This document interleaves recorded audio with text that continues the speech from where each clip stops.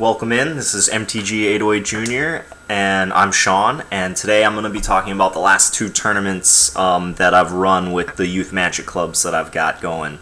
So the first one was a two-headed giant tournament. That we ran this one a few weeks back, and I would say it was a success. We had 12 kids. Well, 13 came. One kid came late. We had 14 kids at the tournament. One kid came late though, so one team couldn't play, which is a downside of the format. Like when kids are first, the kid that came late, this was his first tournament, and the fact that somebody else was relying on him was an issue. But anyway, we had 14 kids at the tournament, even though only 12 kids played. So the community is growing, right? There were a number of kids. There were 3 kids there that this was their first tournament, and they had a blast. I've been talking a lot about the importance of having a partner, and while not everybody preferred the two-headed giant format, a lot of people loved it. They show up to tournaments because they want to play with their friends, and having a partner is like the epitome of being able to do that. So we're definitely going to be running more two-headed giant tournaments in the future. We got a lot of kids. The community is growing, and that makes me happy because that's one of the goals, right? The youth community is growing. The clubs at the schools are growing. Kids are coming to these magic clubs, and even if they have no idea what magic is, they're interested because the kids that are there are just so passionate about what they're doing, right? So having these places on campus is great. The payoff is there. The second tournament was something new. As I mentioned in my last video, I got in touch with this guy named Jason Goldstein, who is running a youth magic club through the Windward Boys and Girls Club, which is like 45-minute drive away from the schools that I'm working at. But we set up... let me silence this here. We set up a tournament. I had to do all the logistics, field trip forms, contacting parents, securing the van. Lucky enough, Pals in Places, the nonprofit that I work for, has a van that is specifically for supporting groups like this. So I was very lucky that I was able to secure a van. I know that might be a challenge for other people out there, securing transportation. But talking to parents, making sure that you're communicating very clearly. The parents see that their kids are passionate about this and they want to support them. So I had 5 kids come with me to this tournament, and one volunteer who is 19. He's a first-year college freshman, so he couldn't play, but he has been helping me out with stuff.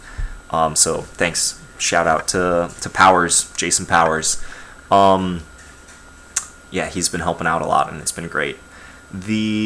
So we have 5 kids, 3 from the high school, 2 are middle schoolers at Kawaihona, the public charter school, and these 5 kids are the ones that are like super passionate about wanting to succeed in tournaments. They put in the time to practice. They've been trying out new strategies. They're reflecting on their gameplay and trying to identify where they're making mistakes. So these are the kids that want to play tournaments. There's the casual side of the community, which I'm trying to also support, but going to a tournament on a Friday night, it was 5 p.m. to 9 p.m. Kids didn't get home until 10 o'clock. These are the kids that will sign up to do something like that on a Friday because they want the tournament competition. So I'm glad that we have the tournaments that I've been running monthly, gaining support, and then we have these tournaments with the other schools that are kind of a step up, right? The ones that we have to travel to, only the more dedicated players are going to do that. But yeah, these kids are fired up about it. They the boy from Nanakuli, who's been doing very well in my tournaments that I've been running, the not joint tournaments. So Joe came in first place 1 month, second place 1 month, and fourth place 1 month in the first 3 tournaments that we ran. So not in that order, but he has had a lot of success, and he won this tournament with the kids from Kalaheo. So there were 3 high schoolers from Kalaheo who came down. We were originally planning to have the tournament at the Boys and Girls Club, which is the site that they usually meet at, but we had to make a last-minute change, and ended up having the tournament at The Planet, which is one of the larger local game stores here. They're one of the few stores that still runs PPTQs on the island. So The Planet, I have a good relationship with them. They've supported the project that I'm working on in many ways. Probably most notably donating commons every time they open up when a new set comes out. They'll bust the commons and then donate them to me. So they've been my supplier for commons, and I think that while the Kalaheo kids, there were only 3 of them, as opposed to Jason says he usually gets like 10 to 12 on any given Friday. So like them having to travel meant that there were less of them, but I think it was really good that we got to have the tournament at Planet. Like, the kids were just kind of blown away, like, oh, this is, nerd heaven. That's one of the kids. One of the kids called it nerd heaven. Yeah, because there was, like, the early F&M draft was going on. The late F&M Modern started while we were there, and the kids were kind of intimidated at first because it's, like, a bunch of older guys, older than them. Guys like hanging out at this shop playing, that like they felt intimidated. There was a Smash Brothers tournament going on in the back, which some of the kids really enjoy playing, so they were like watching these serious Smash players playing. And yeah, nerd heaven, I think that's a good way of putting it.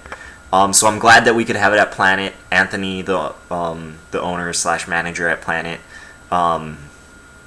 welcomed us, gracious hosts, and accommodated our last-minute venue change, and threw in the F&M promos for the kids. So it was a good tournament.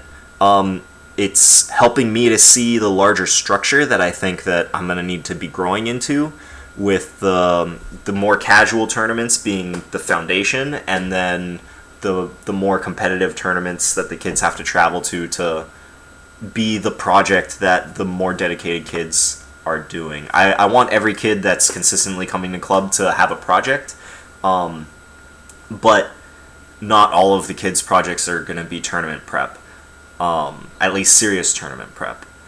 So, yeah. There's a plethora of other projects. I've touched on this in other videos, right? The art, the story, Commander is a project in and of itself. So, yeah, it's shaping up very nicely. I'm very happy with how things went. Gonna continue partnering with Jason from the Windward side. Gonna continue to have Two-Headed Giant tournaments thrown in, and the community is growing. Not only is the youth community growing, but there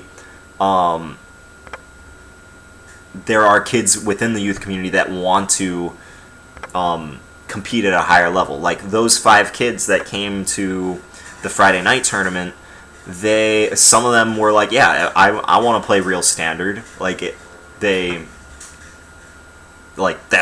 a whole project in and of itself, figuring out how you're gonna afford a Standard deck.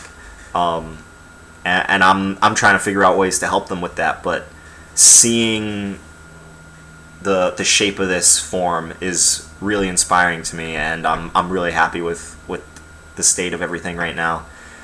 So give me some feedback. Love to hear what you think about what's going on. Love to connect with anyone who's doing something similar, and yeah, let me know what you think. And thanks for watching. Catch you next time. Peace.